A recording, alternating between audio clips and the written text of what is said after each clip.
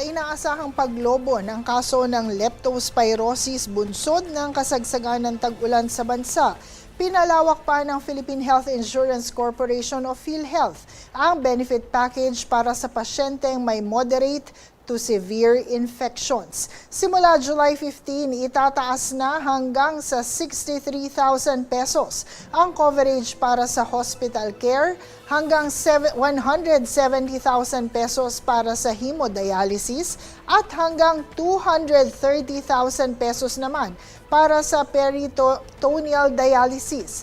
Habang para sa mga kwalipikadong pasyente na nangangailangan ng kritikal na gamutan, kabilang ang hemodialysis, mechanical ventilation at pulmonary rehabilitation, maaaring makatanggap ng benepisyo hanggang 411,000 pesos.